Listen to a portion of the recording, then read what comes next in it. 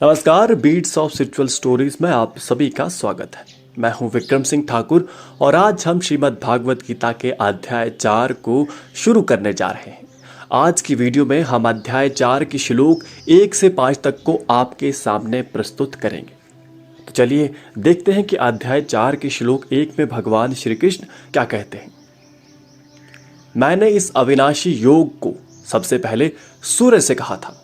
सूर्य ने अपने पुत्र मनु से कहा और मनु ने अपने पुत्र राजा इक्ष्वाकु से कहा। इस प्रकार ये योग राज ऋषियों द्वारा एक पीढ़ी से दूसरी में स्थानांतरित होता रहा। लेकिन हे परंतप, बीच में ये महान योग कुछ समय के लिए लुप्त हो गया। श्लोक 1 और 2 में भगवान श्री कृष्ण ने योग की उत्पत्ति और उसके विस्तार का रहस्य बताया है। ये 2 श्लोक योग की उत्पत्ति के सबसे महत्वपूर्ण प्रमाण हैं।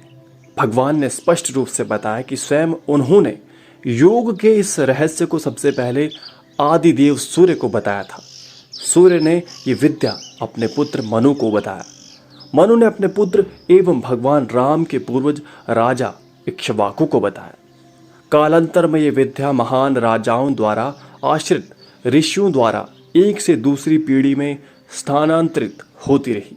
लेकिन फिर बीच में जब धर्म का शासन मंद पड़ गया तो योग की ये विद्या कुछ समय के लिए पृथ्वी से लुप्त रही।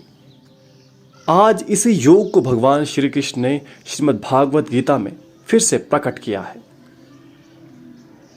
अध्याय 4 के श्लोक 3 में भगवान श्री कृष्ण कहते हैं, वही पुरातन योग जो लुप्त हो गया था आज मैं तुम्हें बता रहा हूं, क्योंकि तुम मेरे भक्त ही नहीं मेरे प्रिय मित्र भी हो।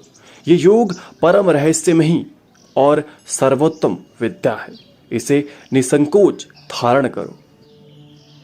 इस श्लोक में भगवान श्री कृष्ण अर्जुन को कहते हैं कि जो कुछ भी वे अर्जुन को बता रहे हैं वे वही पुरातन योग की विद्या है जो उन्होंने आदि काल में सूर्य देव को दी थी और जो बीच में लुप्त हो गई थी।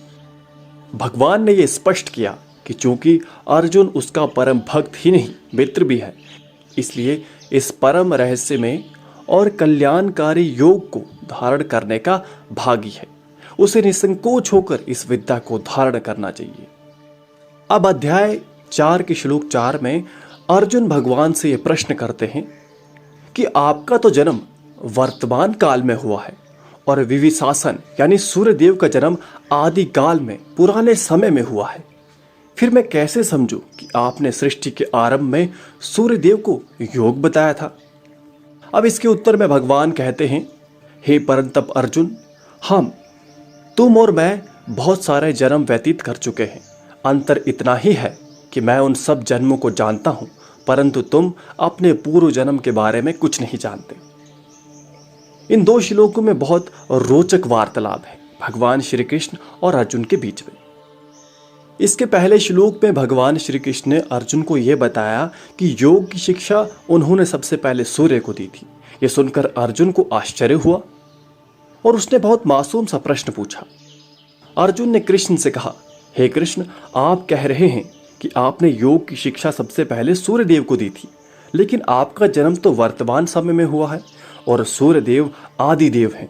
फिर आपने सृष्टि के आरंभ में योग की शिक्षा सूर्यदेव को कैसे दी? ये एक बहुत ही स्वाभाविक प्रश्न है जो कोई भी साधारण मनुष्य पूछ सकता है।